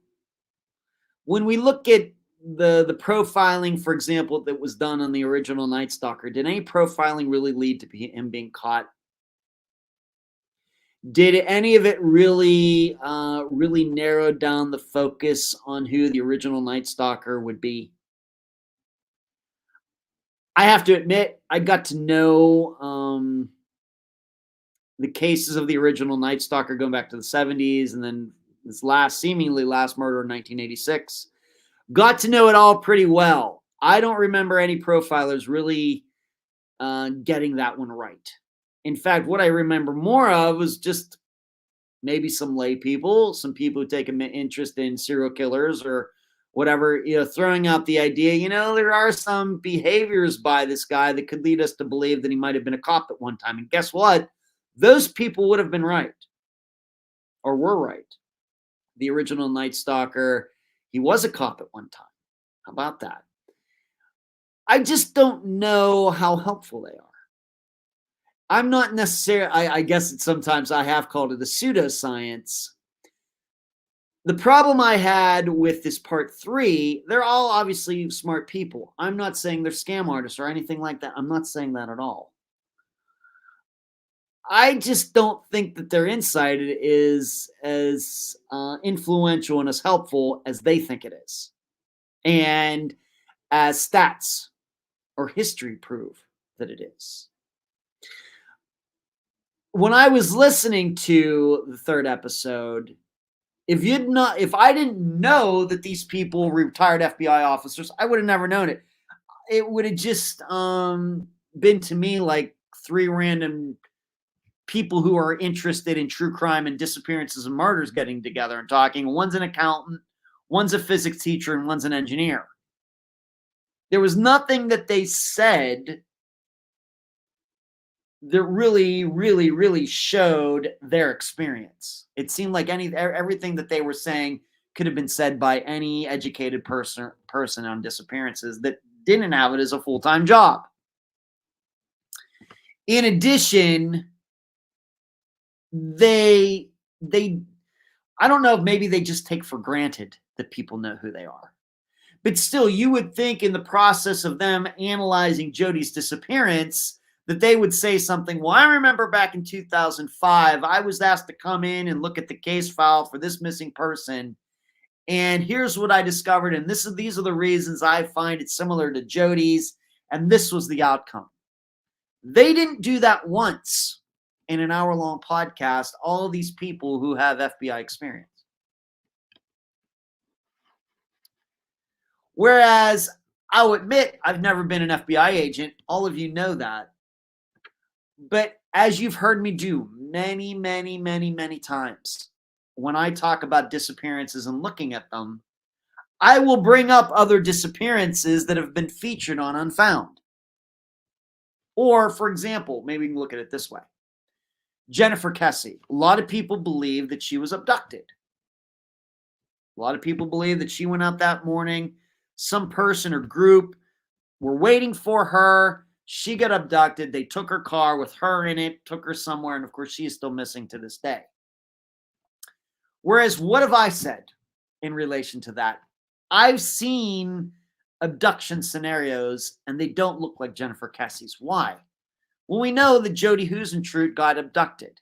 She got abducted in the morning a lot earlier than Jennifer Kessie, but still, two women getting up for work, going to work, neither of them make it to work. But you can look at Jody Huisentruit and say, oh, that was absolutely an abduction. That's what an abduction looks like. Whereas with Jennifer Kessie, I know what her family thinks. I know what her friends think. I know a lot of people out there think she got abducted. But there's certainly no proof of that, because over here, we know what an abduction looks like. A woman going to work has a purse and phone and everything else, and it's all strewn, or she didn't have a phone. Maybe Jody was 1995, but still, all hair dryer and everything strewn across the parking lot. With Jennifer Kessie, nothing. Not a thing. Strewn anywhere. None of her possessions were found in the parking lot of her apartment complex. In addition, we could use another example, Linda K. Carroll. Obviously, somebody went into her house and abducted her. How do we know? Broken things inside, furniture pushed aside. Her part of her hair from her scalp was caught in the door jamb. So somebody was dragging her. She hit her head like on this door, the door where like the wood meets the frame, and that actually ripped some of her hair off her head. That's how we know. With Jennifer Kessie, we have nothing about this. This is once again why I think about abductions and not. We could maybe look at, is this abduction? Is this not an abduction? You have to look at other disappearances that are abductions or suspected to be abductions due to the crime scene, I guess you might call it, the environment, to make that determination. We can look at another one. Maybe we want to go even one step further. Look at the disappearance of Patsy Action, a disappearance that occurred in Clearwater, Florida in 1979, not far from where I live there. Certainly something of a very violent nature happened to her. How do we know? Because the inside of her car, when it was eventually found, was covered with blood.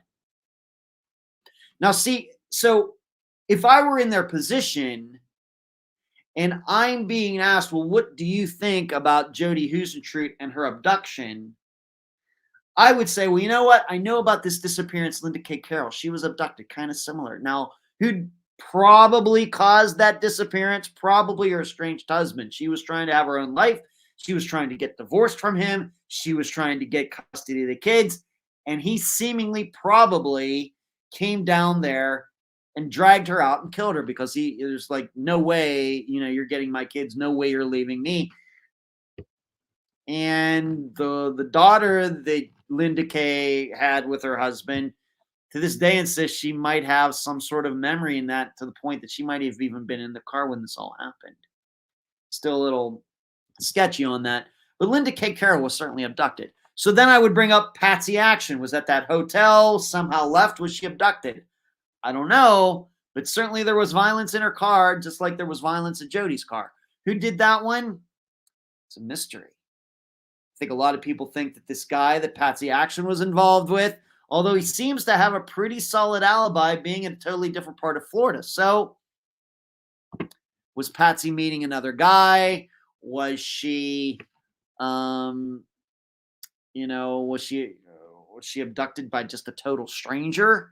Could be. And as some of you know, I've put the theory out there, could there have been some sort of serial killer working in the area at the time? Because there were quite a few women who went missing in that time frame, like 79 to 83, under similar circumstances. There's all these disappearances are still unsolved.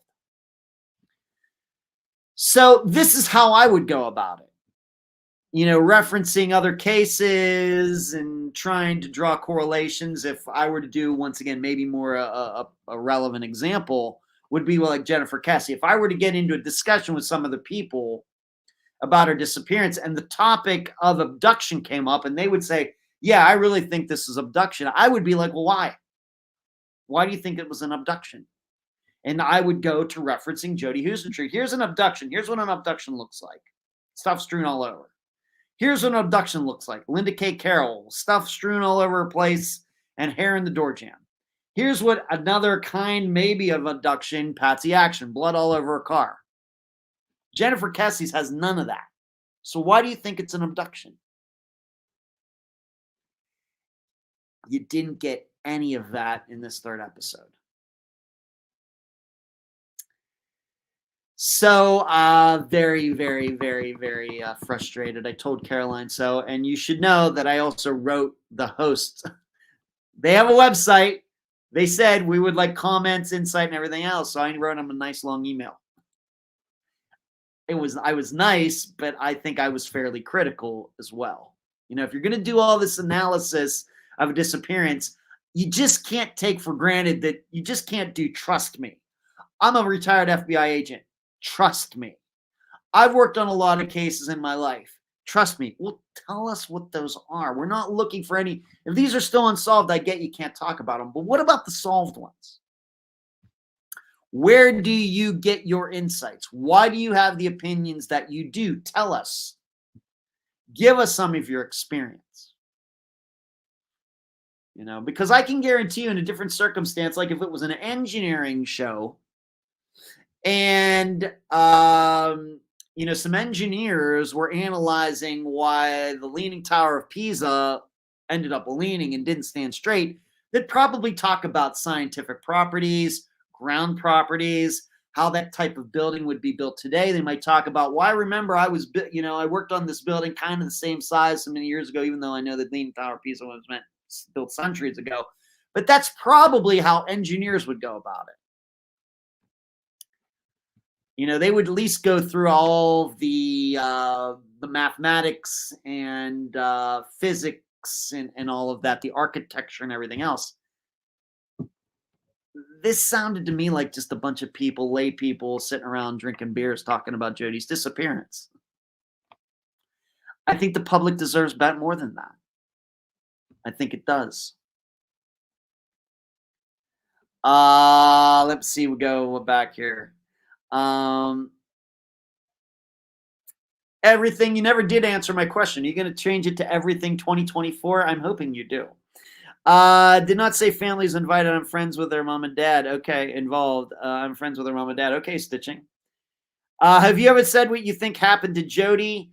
I have, Ferry, and I will tell you what I told Caroline Lowe. My opinion, given what I think I know about disappearances, is that it was committed by, I think we have to be very open to the idea that her abduction was committed by somebody who never committed a crime like that before or since. That this was some sort of one-off, somebody who obsessed on her because she was on TV and everything else, and this person wanted to have her. And it had nothing to do necessarily with having a violent mind, although obviously violence was involved, but this was not some sort of the same kind of thinking of like a serial killer or anything. This was somebody who wanted to possess Jody, because if the motive was just rape, person could have gone up to her apartment, barged in, broken down the door, as a lot of rapists do, raped her and left her there.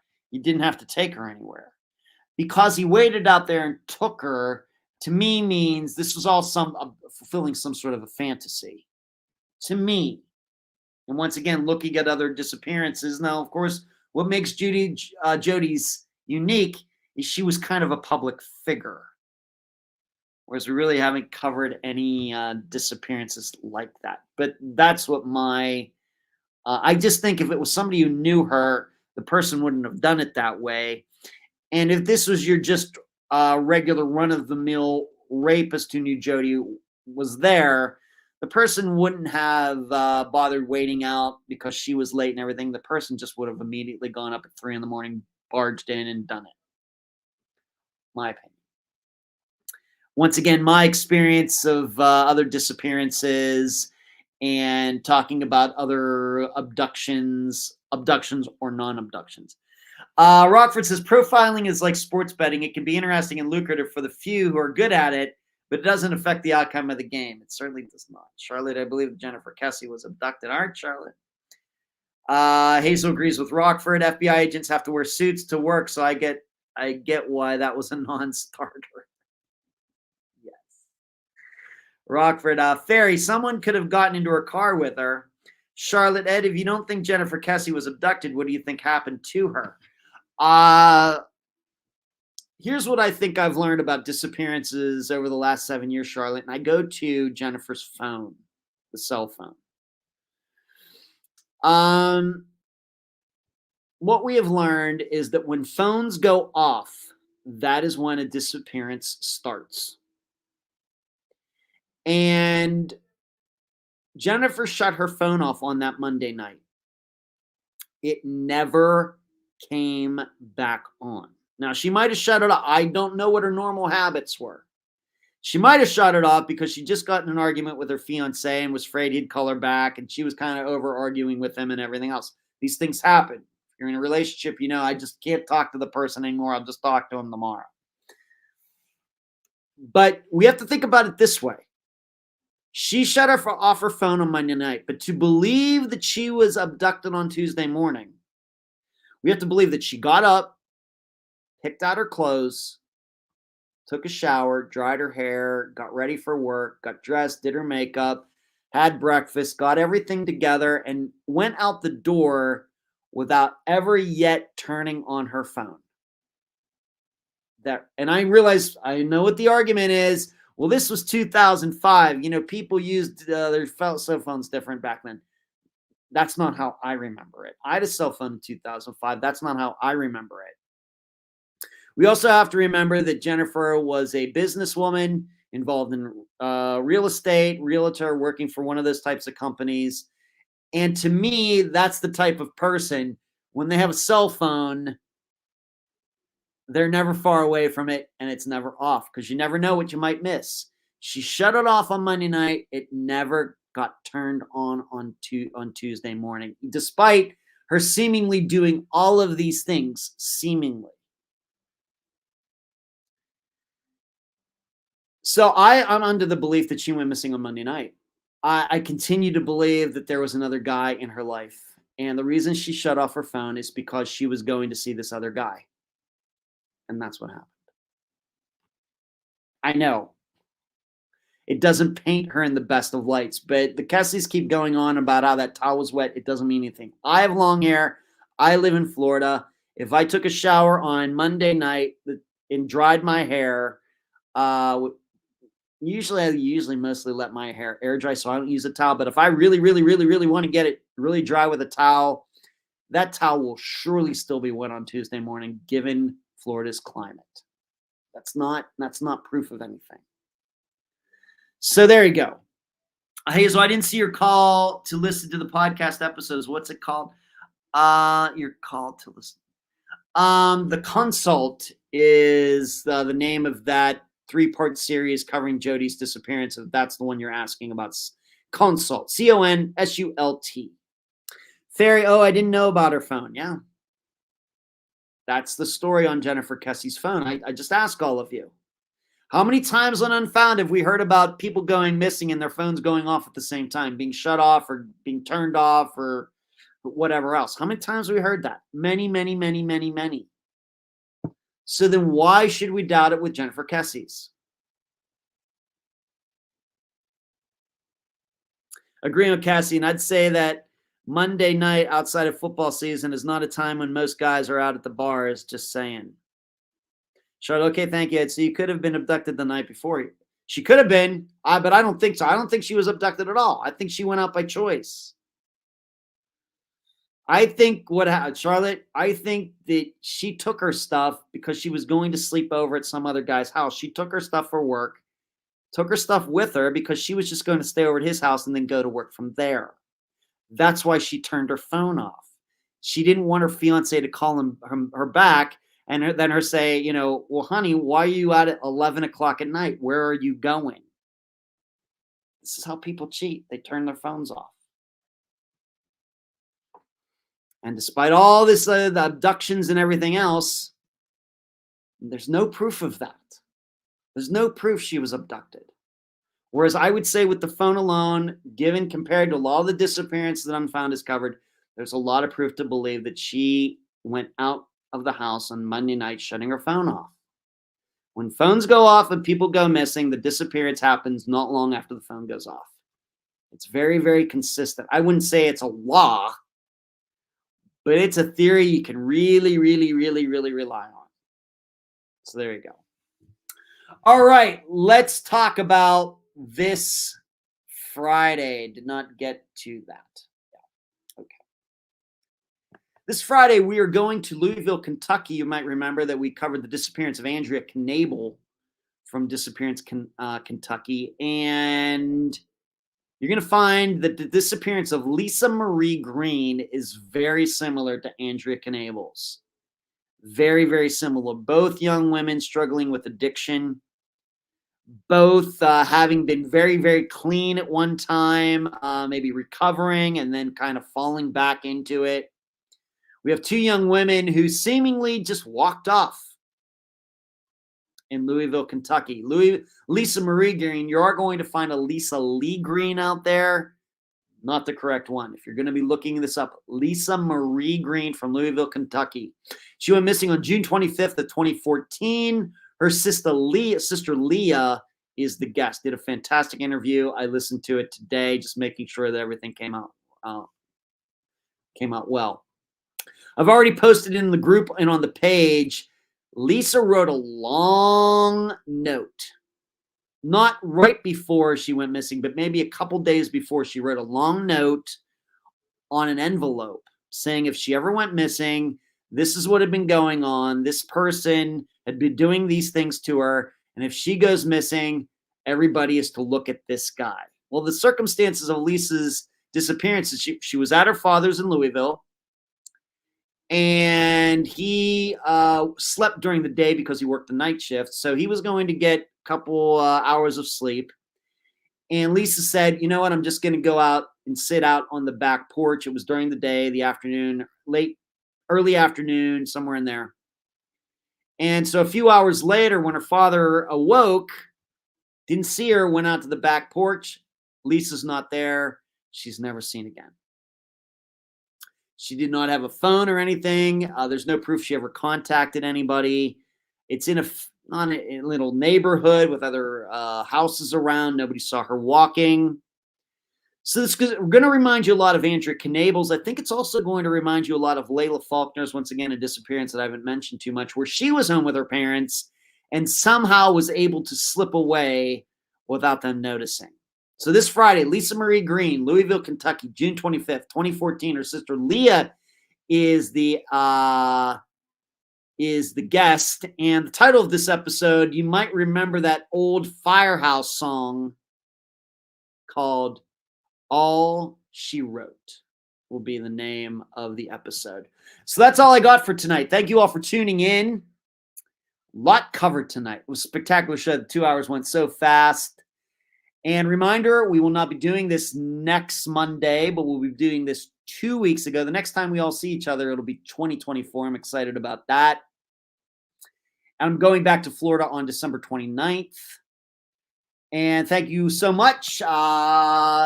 Please give this video a thumbs up. And you will hear me on Friday for the disappearance of Lisa Marie Green. And Sheree, thank you for moderating tonight. Charlie, it was fantastic seeing you and the boys. That was really cool. I hope to see you three again sometime very soon. Good night, everyone.